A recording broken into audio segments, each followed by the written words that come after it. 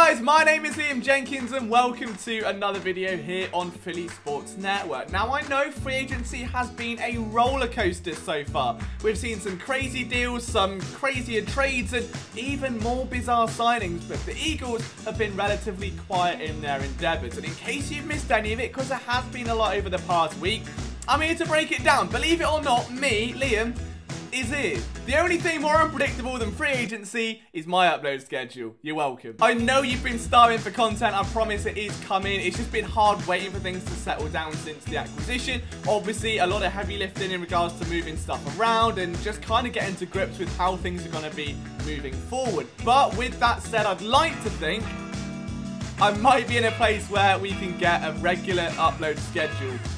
Hopefully. But then again, that is me, so we can expect that to be in place in, like, I don't know, 2025. So first off, let's turn back the clocks. Let's go back to the Hassan Reddick signing. The Temple product, the Philadelphia native, back in the city of brotherly love. He signs with the Eagles on a 3-year, $45 million deal with $30 million in guarantees. Woo-hoo! Two things. One, Hassan Reddick is very, very, very good. So much so that I've got a very, very red haven't. I haven't. What? Two, $45 million is a lot of money. Now, is that good value in weight against his production?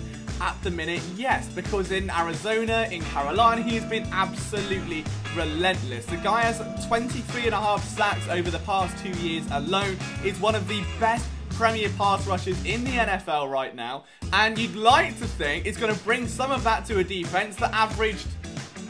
Did they even average a sack last year? It did. It was 1.8. I was making a joke. But it was bad, okay? It was very, very bad. The Eagles could not get to the passer to save their lives. So bringing on a player like Hassan Reddick is absolutely huge.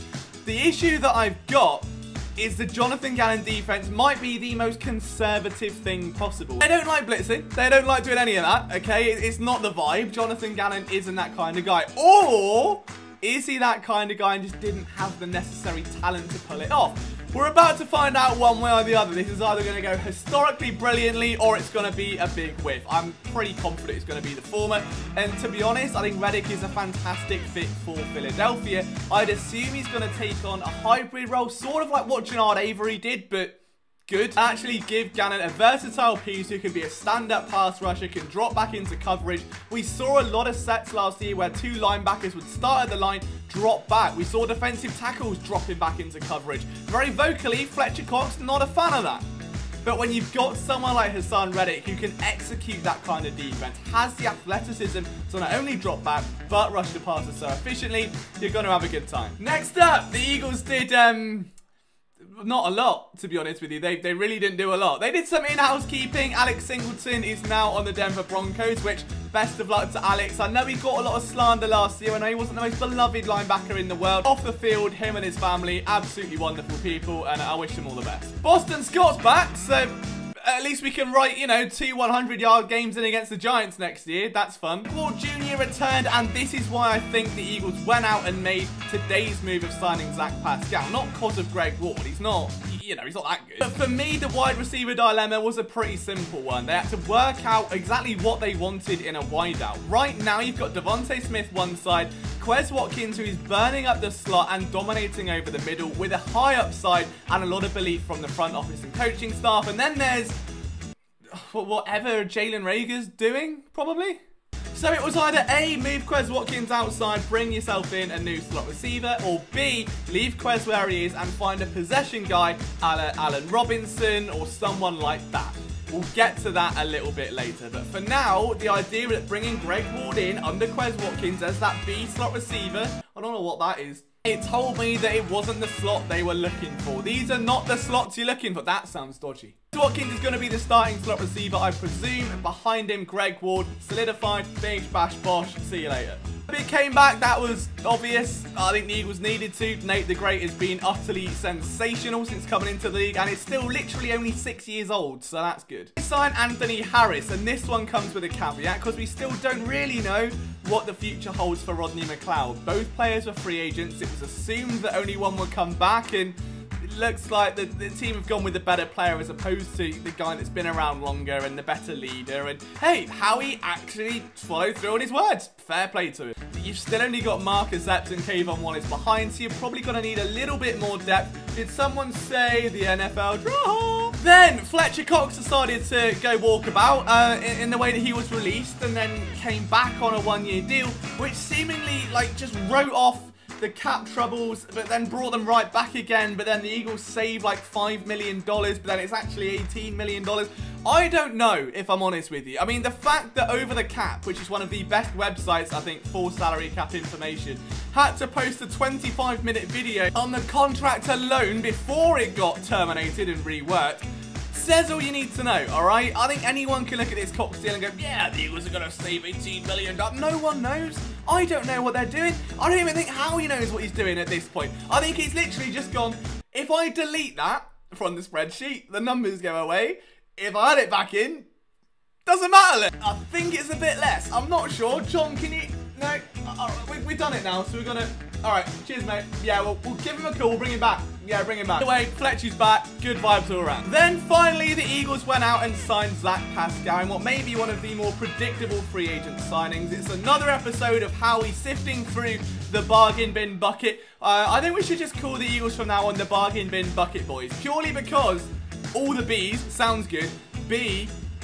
it just sounds marketable, right? The bargain bin bucket boys. Who doesn't want to be a bargain bin bucket boy? I love bargain bin buckets. You love bargain bin buckets. The Eagles love bargain bin buckets. Zach Pascal is a receiver that all of the Eagles staff will be familiar with because Nick Sirianni and Kevin Patullo were both there with him during 2019 and 2020, in which 129 yards in 2020 with 5 touchdowns, 607 yards in 2019 with 5 touchdowns. So, pretty standard. Like, that's a very solid floor here for the type of receiver that Sirianni wants.